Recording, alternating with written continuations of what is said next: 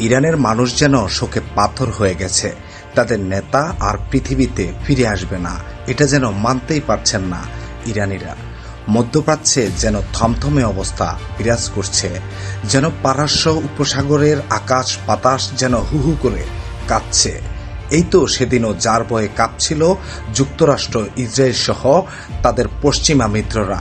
হাজারো নিষেধাজ্ঞায় কবলিত ইরানকে তিনি তিল তিল করে এগিয়ে নিয়ে যাচ্ছিলেন। সেই মানুষটি আজ না ফেরার দেশে চলে গেলেন। ইরানের প্রেসিডেন্ট ইব্রাহিম রাইসির প্রতি শেষ শ্রদ্ধা জানাতে পূর্ব আজারবাইজানের তাবরিজ শহরে জড়ো হয়েছিল হাজারো মানুষ। মঙ্গলবার 21শে মে সকালে তাবরিজ শহরের কেন্দ্রীয় চত্বর থেকে শোক মিছিলটি শুরু হয়েছিল।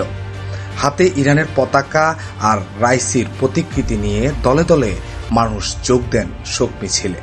রোববার 19 মে তাবরিজ শহরের দুর্গম পাহাড়ি এলাকায় বিধ্বস্ত হয় রাইসিকে বহনকারী হেলিকপ্টারটি। তার সহযাত্রী ছিলেন পররাষ্ট্রমন্ত্রী আমির আবদুল্লাহিয়ান সহ সরকারের উচ্চপদস্থ কয়েকজন কর্মকর্তা।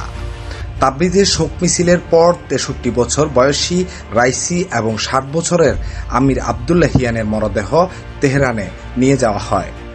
এর আগে মঙ্গলবার 21শে মে বিকেলে তাদের মরদেহ ইরানের পবিত্র শহর কোমে আনা হয়। ওখানেও তাদের নেতাকে শেষকৃত্য জানাতে লাখো মানুষের ঢল নামে। সেখানে আনুষ্ঠানিকতা শেষে তেহরানের উদ্দেশ্যে যাত্রা শুরু করেছিল। আজ 22শে মে তেহরানে রাইসির জন্য প্রার্থনা অনুষ্ঠান হবে। জানা যাচ্ছে সেখানে ইরানের সর্বোচ্চ নেতা আয়াতুল্লাহ আলী খামেনি নামাজের নেতৃত্ব দিবেন।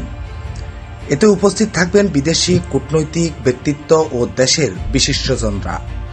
তেহরানের আনুষ্ঠানিকতা শেষে রাইসির মরদেহ উত্তর পূর্বে অবস্থিত দেশের দ্বিতীয় বৃহত্তম শহর মাশহাদে নিয়ে যাওয়া হবে। এই শহরে রাইসি জন্মগ্রহণ করেছেন এবং তিনি এখানেই বেড়ে উঠেছেন। বৃহস্পতিবার 23শে মে মাশহাদে রাইসিকে দাফন করার কথা রয়েছে। প্রিয় দর্শক, ভিডিওটি ভালো লাগলে একটি লাইক দিন আর আপনার মূল্যবান মতামত কমেন্ট বক্সে জানিয়ে দিন আর ভিডিওটি শেয়ার করে সবার কাছে পৌঁছে দিন।